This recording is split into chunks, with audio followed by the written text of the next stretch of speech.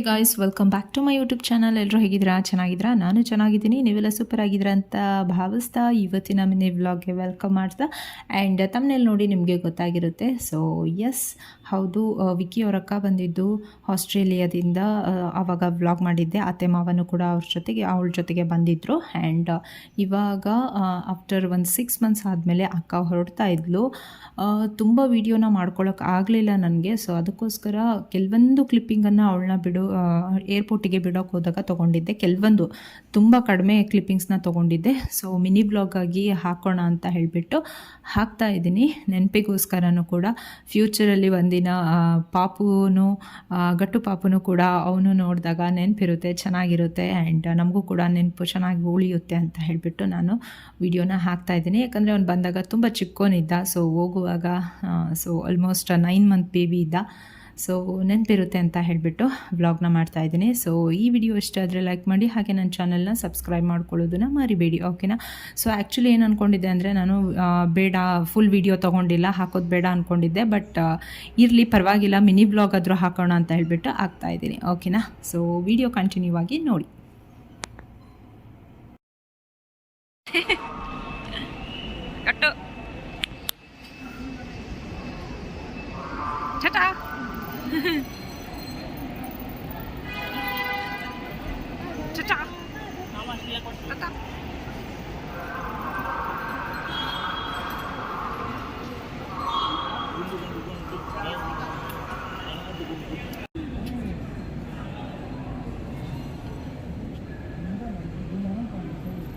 Baby name ಬಂದುಬಿಟ್ಟು ಆರ್ಲು ಅಂತ, and ನಾವು ಪ್ರೀತಿಯಿಂದ ಅವನ್ನ ಗಟ್ಟು ಅಂತ ಕರಿತೀವಿ. ಸೊ ಅವನು ಸಿಕ್ಕಾಬಡೆ ಸ್ಮೈಲಿಂಗ್ ಫೇಸ್. ಅವ್ನು ಯಾವಾಗಲೂ ಹೋಗೋ ದಿನ ಯಾಕೋ ಸಪ್ಪೋಗಿತ್ತು, ಗೊತ್ತಿಲ್ಲ, ಗುಂಡು ಮರಿಯೋದು.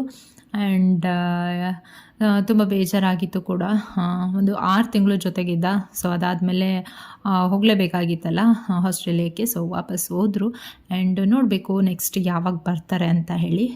ಮೇ ಬಿ 1 ವರ್ಷ ಆದಮೇಲೆ ಬರ್ಬೋದು ಅಂದ್ಕೊಂಡಿದ್ದೀವಿ. ಸೊ ನೋಡಬೇಕು.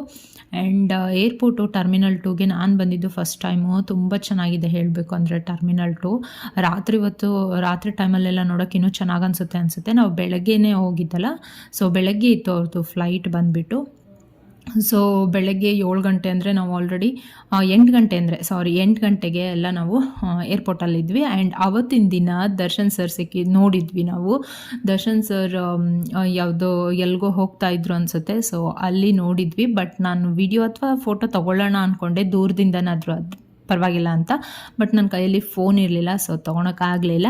ಆ್ಯಂಡ್ ಅಷ್ಟೇ ಇವತ್ತಿನ ವಿಡಿಯೋ. ಇಲ್ಲಿಗೆ ಎಂಡ್ ಮಾಡ್ತೀನಿ, ಮತ್ತೆ ಸಿಗ್ತೀನಿ ಹೊಸ ವಿಡಿಯೋ ಜೊತೆ, ಓಕೆನಾ? ಬರಲಾ? ಬಾಯ್, ಲಾಟ್ಸ್ ಆಫ್ ಲವ್.